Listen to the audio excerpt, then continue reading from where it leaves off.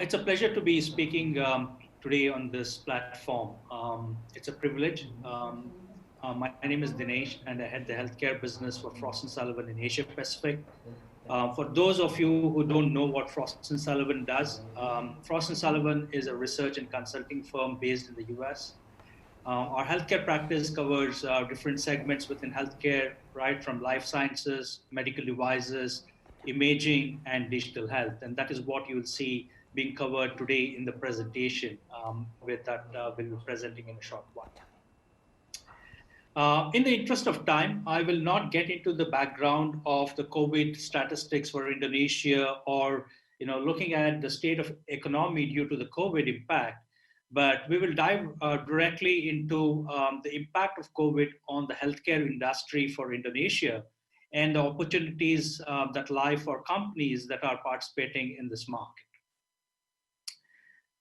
So if you can go to the next slide. Okay, the way that we have looked at this market, and this has been the work that we have done across the globe. We have worked on the impact of COVID on the healthcare industry. We have analyzed the impact of COVID by each healthcare segments. And the way that we will look at this is also looking at the impact and growth of opportunities in different segments. We look at hospitals, we look at life sciences industry, we will look at the digital health industry, medical technology, and the medical imaging industry. One of the common themes that you will see across all the segments is the leverage of digital. And that's, I think, is a very critical point or an important aspect to be to note as to how digital is playing a role in the healthcare space, and it will play a prominent role going ahead after the COVID, after the COVID situation. Next slide. So Frost & Sullivan did a research with different CXOs across the globe, and this is across industries, and this is not just primarily with the healthcare industry. But you can see that there is a lot of similarities in what are the top of mind issues for the CXOs in any company. And some of these are short-term focus, some of them like cash and liquidity crisis. We are looking at cost and operations optimization. And these are some of the aspects that companies have been looking at it from a short-term focus because of the impact that they have had on their business. Disrupted supply chains, I think, is a short-term focus as well. But from a business continuity standpoint, you'll also see that companies have started looking at alternate supply chains. They are looking at how do they sort of diversify their supply chains, so that their business is not impacted when such sort of a scenario emerges again. I think from a long-term perspective, what companies are doing are they're also looking at they have diminished sales pipeline, so it's the right time for them to look at where do they get their next phase of growth from. We are looking at revisiting established business models because a lot of things has changed and a lot of disruption has happened because of digital, and hence you will also see that a lot of CXOs are thinking about the digital maturity. How do they enhance digital maturity within their own organization? They're also looking at, because a lot of customers or patients or customers today are adopting digital. So there are redefined business models today. So what are those redefined business models? How are the customer engagement models changing, and how can they build around the new customer engagement models? And this is applicable even for industries like healthcare. How do you look at redesigning the patient engagement models? So these are some of the critical aspects that we found were on top of the CXO's mind. Some of them, as I said, are short-term focus, but a lot of it is in terms of how to drive growth opportunities in the future, I think is a critical aspect. So having looked at what are some of the top of mind issues, let's look at what are some of the impacts of COVID on each of these segments within the healthcare space, and what are the opportunities that are available in the healthcare space in the Indonesian market. Next slide. Okay, can we move on to the next slide, please? So this, one of the key segments that has been impacted due to COVID has been the hospital industry, the healthcare services industry. And largely, if you look at the hospital industry, one of the bigger challenges has been in terms of hospitals' response to the pandemic. Right, one of the challenges is hospitals are looking at COVID patients as well as the non-COVID patients, and hence it's becoming extremely challenging for hospitals to be able to prioritize the COVID patients as well as the non-COVID patients, and which means that there are challenges in terms of expansion of ICU beds. There are challenges in terms of testing. How do you look at patients coming in with trauma? I think it's extremely critical for hospitals to start looking at clustering hospitals that can treat the COVID patients and looking at hospitals that need to treat non-COVID patients. It's also likely that a lot of hospitals may come under the command of pandemic response leadership. That may again put a lot of stress on the hospitals itself, which may have a negative impact on the hospitals. What we are also seeing, and we have seen this across the globe, not just with hospitals in Indonesia, but across Southeast Asia, across developed countries as well, their ability to have logistics, to the ability to be able to provide required ventilators, PPE kits, different types of medical devices has been a challenge to meet the requirement. So hospitals will have to start looking at logistics, and they may even have to store their inventory beyond a certain time period, which will also have an impact on hospitals' P&L or the cash flow itself because of increased inventory. The other impact also has been in terms of a lot of the hospitals or the ambulatory sites have been transitioned into the pandemic virus test sites, which means that it's no more just hospitals or the clinics that have been, that are being positioned as the testing facilities, but the testing is where the patients are. So there is a lot of changes that have been happening in terms of how hospitals have responded to this situation in terms of the COVID testing. And one of the important aspects that we have seen, and one of the challenges for hospitals, the impact of COVID has been in terms of their operational capital. On one side, there has been challenges, or on one side, there has been a decrease in the inflow of patients for chronic disease. At the same time, we have hospitals that are treating the COVID patients as well, but then they don't just have that capacity, or they just don't have the cash flow to be able to manage, because the reimbursement itself is taking time. Although a lot of countries have sort of looked at faster reimbursement, but we believe that hospital industry will sort of lobby for a real-time flexible claim reimbursement, because this does not, because the delay in the reimbursement does not allow the hospital to sustain for a long time. Next. So what are the opportunities in the hospital industry? Although this slide may not capture everything that's out there, but the three critical aspects or the three critical opportunity areas for players in the hospital space and others as well has been, one is to look at a flexible sort of a model to be able to expand the ICU beds. And that will be a key focus for hospitals, the existing hospitals, but also the new hospitals as well that are coming up. How do they sort of develop, how does the construction efforts rapidly expand to reconfigure hospital beds, look at renovation, addition of isolation floors is very critical. So these are some of the aspects that hospitals will have to start looking at. Then these are opportunities not just for the hospitals, but also for other players who are feeding into the hospital industry.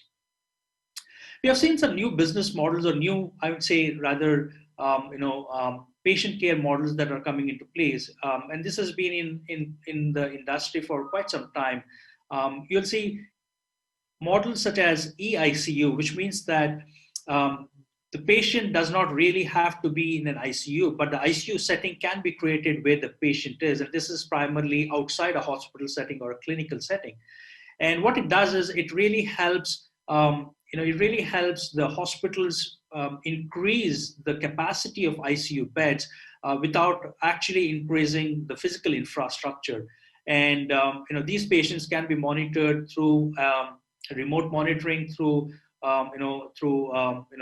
digital platforms, and hence this can really help expand the capacity of the ICU beds for the hospitals.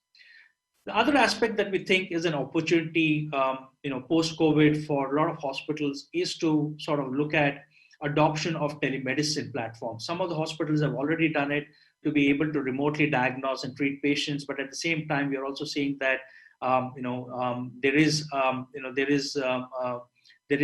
evolution in terms of the adoption itself of telemedicine platform. We're also looking at a cloud-based platform. I think the biggest challenges has been in the healthcare industry has been the integration of various sorts of data points. And hence, there is an opportunity for hospitals to be able to leverage cloud platforms and to integrate the existing EMR platforms with all sources of data that's coming in to be able to diagnose and monitor patients over a long-term time period. Next. So let's look at the impact on the life sciences industry. And when we look at life science industry, this comprises both of diagnostic space as well as the pharma industry. If you look at from a diagnostic standpoint, there have been resource constraints. Looking at how do you carry out the IVD testing, specifically when you're talking about unavailability of let's say swabs, unavailability of equipment. That has been a challenge, the testing, RT-PCR equipments. So resource constraints has been one of the challenges. In some countries, there have been challenges in terms of equipments being there, but the personnel not being there or the people not being there to be able to provide the testing. So that has been one of the challenges. It has impacted the industry negatively. There are new modalities of POCT diagnostic solutions. Some of these are like the RT-PCR. Some of them have been fast-tracked in certain countries, and that has had a positive effect on the industry itself. If you look at the pharma industry, and this has been the case largely for companies that have been operating in some of the niche specialty areas, they have been impacted largely, or more impacted than companies that are a diversified portfolio, not just having specialty drugs, but also operating in areas like the supplements and other areas which are critical going ahead post-COVID situation. Also, acceleration of registration process in some countries has actually impacted positively. And that is something that Indonesia also has sort of put on paper. So that is going to impact the industry in a more positive way. The API supply, specifically when we look at generics, and largely, if you look at the market, 60% of the APIs for the generics is supplied by countries like China and India. And the countries that have been hit, it has had its own sort of cascading or domino effects on the pharma industry. And that has reduced the pharma manufacturing to almost like 50% of its capacity. So companies have been trying to sort of relook at their supply chains, diversifying the supply chain. So that's been the positive part, but the APIs has had a negative impact on the industries itself. Next. So what are the opportunities in the life sciences space? One of the areas that companies have already started looking is the agile biomanufacturing, because to meet the demand in the industry, one needs to be agile. One needs to look at different models as to how can they scale capacity. And one of the opportunities is to look at what we call as advanced manufacturing technologies that may have smaller footprints but can be quickly be assembled to be able to start the manufacturing much faster. And one of those are we're looking at GE Healthcare, which has its own sort of manufacturing pods that can reduce the time to set up, and those are pre-approved pods by the FDA. So that really helps in sort of looking at agile biomanufacturing. It's also the capacity to manufacture some of the chronic related drugs as well, because chronic disease related drugs, because that's going to be a critical aspect post-COVID situation, where a lot of the chronic patients will start looking at telemedicine platforms. Prescription can go up beyond the COVID situation, so there could be a spike in terms of the demand for these drugs. We're looking at supply chain and product diversification. I think we've talked about this before. There are opportunities for companies to sort of start developing domestic manufacturing instead of importing some of these materials for drug manufacturing. And I think that's a critical aspect. If you can identify companies that are in the supply chain that are ready to relocate to Indonesia. Some of the companies that are supplying APIs or chemicals could relocate to Indonesia, and that could be an opportunity for a country like Indonesia. Point of care testing services, we have seen a lot of the retail clinics being converted into testing hotspots. We are also looking at airports.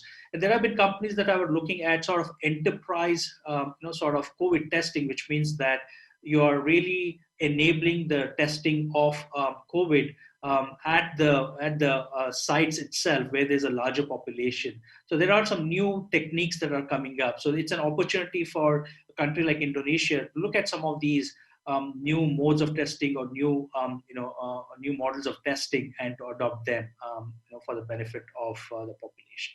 Next.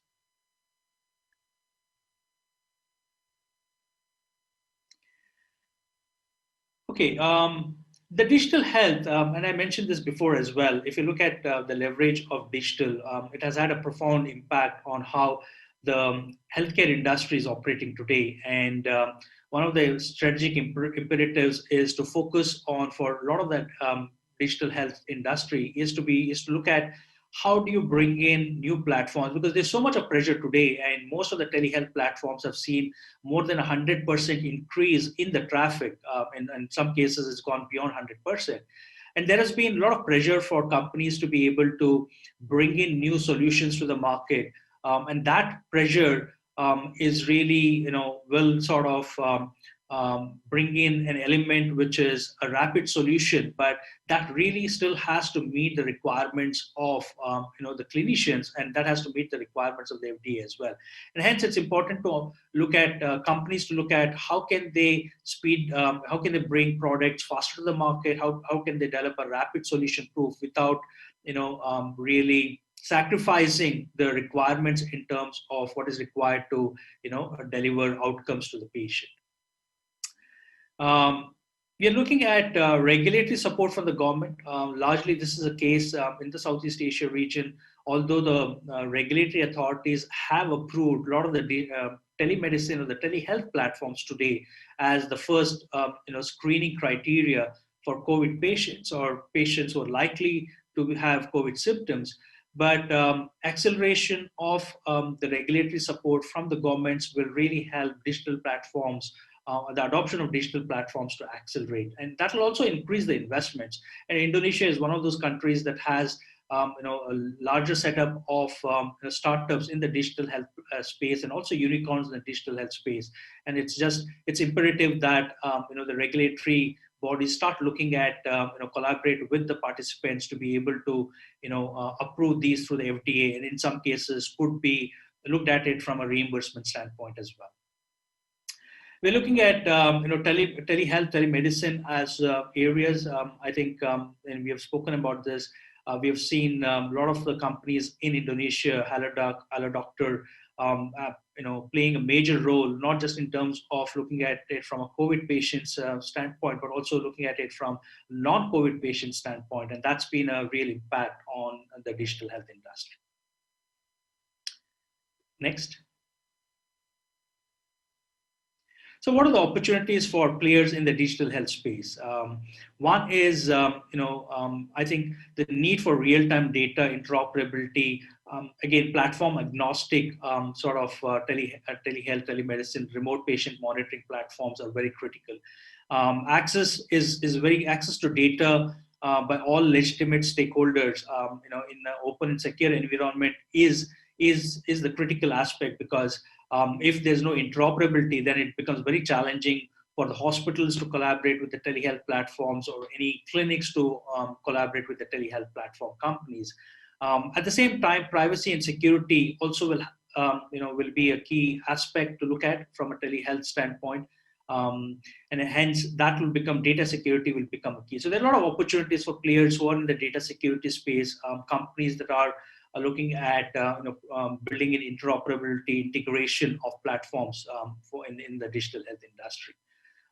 We are looking at companies that have digital platforms, not just from a telehealth standpoint, but also in terms of enhanced clinical decision support systems, and looking at how do companies really use digital technology to be able to make a precise decision or an outcome with precision. So that's, I think, is extremely critical. Hospitals' adoption of digital health will become imperative, not just during the COVID situation, but even the post-COVID situation. And when we look at on-demand access to care, I think we're talking about a complete 360-degree view, and that also sort of ties back to interoperability as well. But I think it's very critical to have a 360-degree view of the patient, and a larger part of that also comes in from looking at different areas as well. It's just not about chronic diseases, but it's also about the behavioral health areas. Looking at health and wellness than just looking at healthcare as a priority.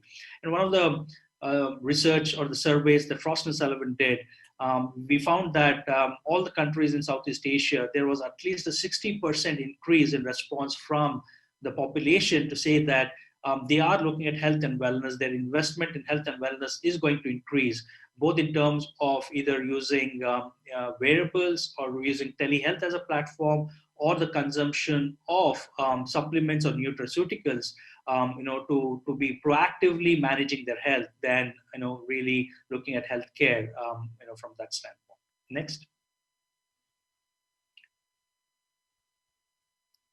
So having looked at the hospital space, having looked at the life sciences segment and the digital health segment, we have the last two segments that we'll be covering. And these are one of them is the medical technology industry. The next one that I'll cover is the imaging space. Now, these are two industries that have been hit quite badly by the COVID situation. In some cases, some of the medical devices have seen a growth, but largely when you talk about more surgical devices used for surgical areas, that's where the companies have really taken a hit, because a lot of the non-elective surgeries, or even some of the elective surgeries have been postponed, but largely the non-elective surgeries have been postponed, and hence, you don't really see the uptake of these devices. But what has happened? What is the impact of COVID on the medical technology industries? We are looking at shutting down of manufacturing sites, and that has really had an impact on the supply chain of the medical device industry itself. On-hold elective surgeries have led to reduced consumption, and that has had a negative impact on the industry. If you look at things like stents, if you look at some of the other products or devices being used during surgeries, that have had a negative impact. But if you look at, on the other hand, if you look at products like ventilator, monitoring devices, and those have actually increased. If we look at, in a lot of countries have sort of relooked at some of their new ways of manufacturing, or adopted new manufacturing sites for manufacturing of some of these medical devices. And similar is the case in Indonesia as well. Some of them have started thinking about repurposing some of their manufacturing sites, or even their technology and their ability to manufacture for these medical devices. At the same time, when we're looking at medical devices, I think what we have seen is also the leveraging of technology. We have seen a lot of the robotics or robots coming into play, for infection control. And we all know that the healthcare workers in the front line are the ones who are being impacted. So there are ways in which companies have started looking at use of technology. Hospitals have adopted some of these, the use of technologies, largely looking at robots, looking at disinfecting robots, looking at robots that can take temperature, robots that can, monitor the patients as well. So I think these are some of the critical aspects from medical technology standpoint, which has had a big impact. But on the other side, we are seeing companies trying to repurpose manufacturing, but also technology being used to manage, the COVID patients. And this is also going to be in deployment from a long-term standpoint, and it's just not during the COVID time period. Next. So the growth opportunities in medical technologies, one is very clearly looking at patient engagement. I think we believe that a lot of this, what we're talking about in terms of looking at how do you engage with the patients, not just at the hospital or the clinics, but outside the hospital settings? How do you sort of work along with the patients? I think that's a very critical aspect. And there are a lot of opportunities for companies in the medical devices space. We find a lot of companies using digital therapeutics as an area that goes along with some of these medical devices, largely for cardiac and diabetes, but this will only increase over time in different disease areas as well. We're looking at rising hospital demand.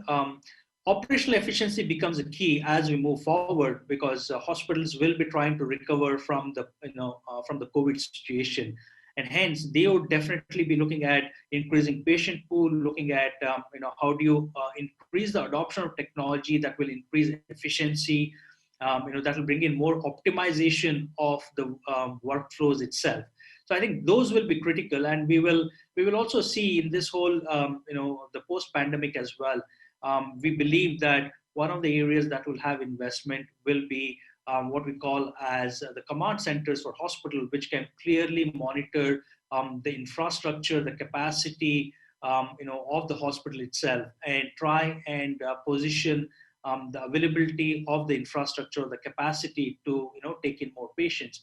So that is something that we believe would drive a lot of hospitals to adopt a lot of those digital analytics, command center sort of digital dashboard sort of a technology. We have spoken about this adoption of innovative approaches. Things like 3D printing, although these could be very early stages, but there are opportunities in areas like orthopedics and others where 3D printing could be looked at. There are automation areas. There are localization of medical manufacturing. I think those are some of the things that can really work in favor of the country itself, where where it's importing a lot of these medical devices. That could be one of the areas to look at from an Indonesia standpoint. Next.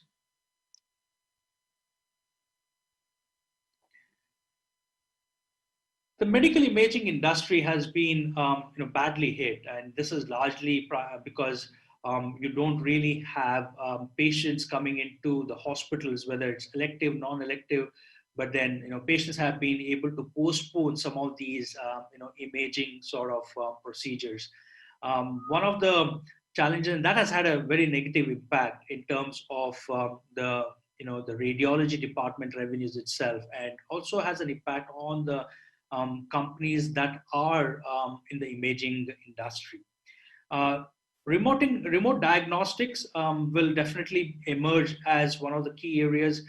We are looking at e-radiology as an area, and looking at radiology as a service. So there are new business models that are emerging in the imaging space because of the COVID situation, or rather, these were present before the COVID situation, but these have only accelerated. The adoption has accelerated during the COVID situation, and we believe that this will only have a positive impact as we move forward when you adopt some of these digital platforms from an imaging standpoint. Supply chain has been, again, a critical aspect. I'm not going to go deeper into that. But what we are talking about is looking at some of the technology innovations, and we are talking about the need or the necessity for collaborative and coordinated care technologies, which means that the adoption of PACS, the adoption of enterprise imaging systems will only accelerate, because that allows a lot of physicians to collaborate, especially if they are not within the hospital premises. How do they collaborate outside the hospital premises? So these are some of the aspects that are sort of have an impact on the medical imaging industry, and going forward, this will only have a positive impact on the industry itself. Next.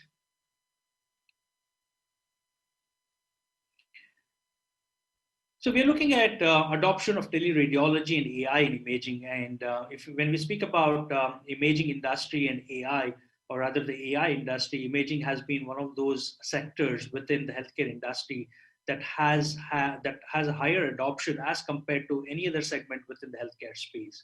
And this is only going to increase, in the post-COVID situation as well. Some of the aspects that have been challenging as well is in terms of the imaging volumes. And as the COVID situation eases, there is there is only going to be an increase or a spike in the imaging volumes because of the backlog that, the backlog of the imaging procedures.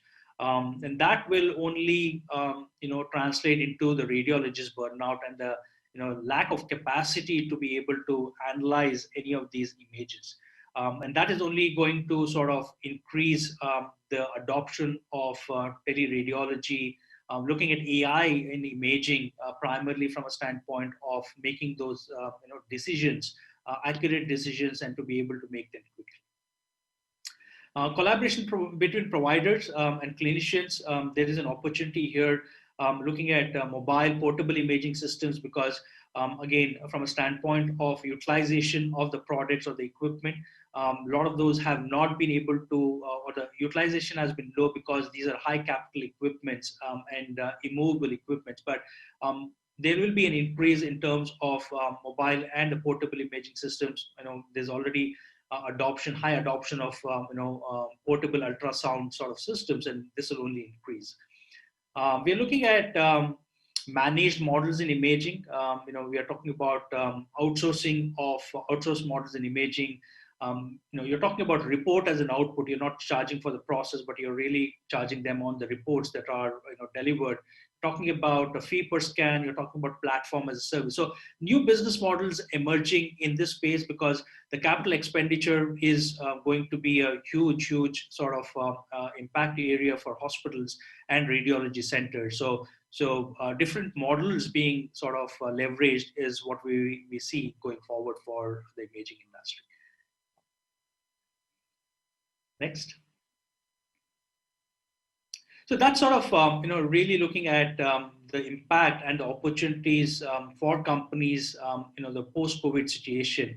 What we also believe is, when we look at all these opportunities, some of the important aspects that the players have to keep in mind and work towards is really looking at cash and liquidity crisis, and that will only impact the players in a big way. So new business models can really sort of look at bring in cash, reduce the cost of operations. Employee morale, motivation, I think these are some aspects, these are some softer aspects, but becomes very critical at this point, whether it is hospital workers or employees in the medical device, pharma or diagnostic or imaging space. Looking at re-looking at the supply chains,